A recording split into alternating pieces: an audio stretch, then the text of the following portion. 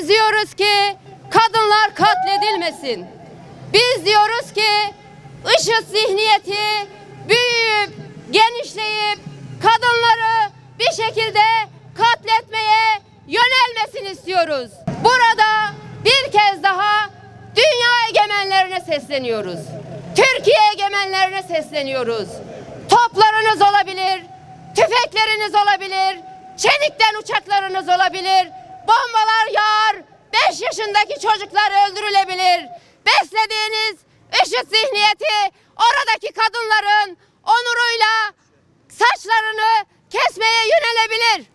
Suriye geçiş hükümetine bağlı silahlı grupların ağır silahlarla yürüttüğü bu saldırılar doğrudan sivilleri hedef almakta, aralarında çocukların da bulunduğu sivil kayıplara yol açmaktadır.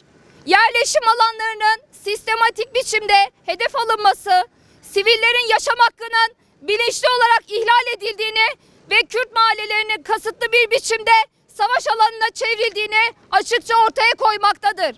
Saldırıların tam da Suriye Demokratik Güçlerinin Suriye ordusuyla entegrasyonunun ve siyasi çözüm arayışlarının tartışıldığı bir süreçte gerçekleşmesi son derece manidardır.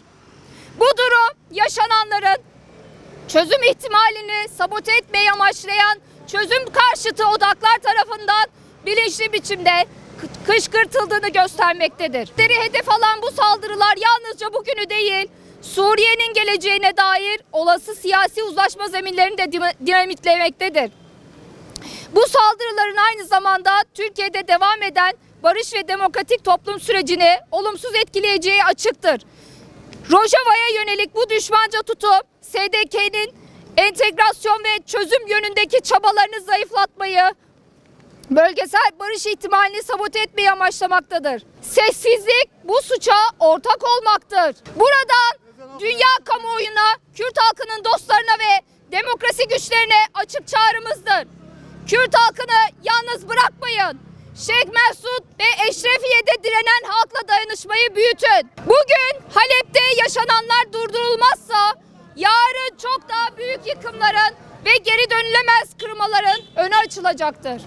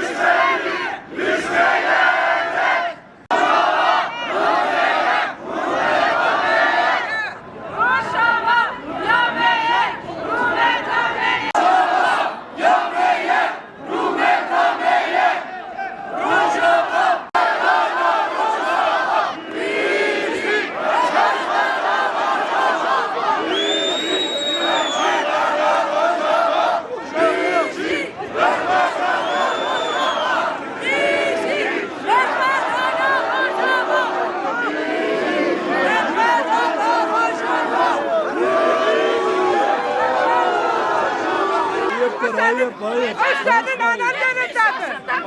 Etme. Utanmaz. Başlasıyorum. Lütfen hoş istiyorum. Yeter. Sizin çocuklara da var. Sizin fazlasını da var.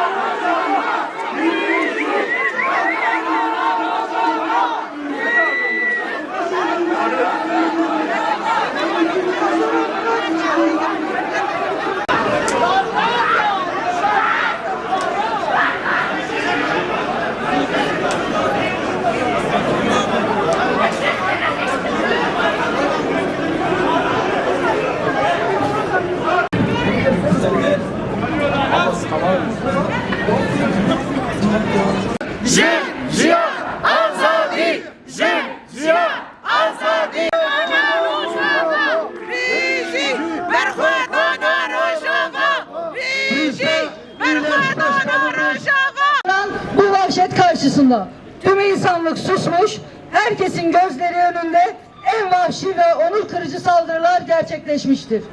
Saldırıların tam da Suriye demokratik güçlerinin Suriye ordusuyla entegrasyonunun ve siyasi çözüm arayışlarının tartışıldığı bir süreçte gerçekleşmesi son derece manidardır.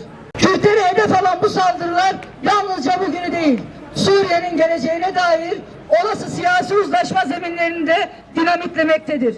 Bu saldırıların aynı zamanda Türkiye'de devam eden barış ve demokratik toplum sürecini olumsuz etkileyeceği açıktır. Saldırılar Suriye'nin çok kimlikli ve çok inançlı toplumsal dokusunu hedef alan, halkları birbirine düşmanlaştırmayı amaçlayan karanlık bir aklın ürünüdür. IŞİD çetelerine karşı tarihi bir direnişe sahiplik yapan Kürt halkı ve Suriye demokratik güçleri Orta Doğu'da barışın, demokrasinin ve özgürlüklerin tek teminatıdır. Kürt halkı bu saldırılar karşısında yalnız savunmasız ve alternatifsiz değildir. Kobane direnişinin ortaya koyduğu tarihsel irade ve onurla Rojava'nın kazanımlarını, Suriye halklarını korumakta kararlıyız. Özerk yönetimin ve halkların ortak yaşam iradesinin yanındayız. Zihniyete karşı, tekçi zihniyete karşı her daim sokakta olacağız. Sokaklarda olalım. Her türlü etkinliği eylem yapabilirsiniz. Yapmalıyız da biz suç işlemiyoruz. Doğru değil, yanlıştır. İnsanlık onuru için biz mücadele yürütüyoruz. İnsanlık onurundan yer alanlar sokağa çıkabilir, eylem yapabilirler. Bu bizim en doğal hakkımızdır. Karnasız olan bir mantık varsa, zihniyet var ise Kürt'ü yok sayan zihniyettir. Alevi yok sayan zihniyettir. HTŞ ile işbirliği yapan zihniyettir. İnsanlık onurunu ayakta tutan akıl, düşünce, felsefe değildir. İşte biz bu düşünceyle, bu felsefeyle değerli yol arkadaşları birlikte mücadele edeceğiz. Belki karanlık günleri bizlere yaşatıyorlar. Ama o karanlık günleri bizden aydınlığa çıkaracağız. Buna inanıyoruz.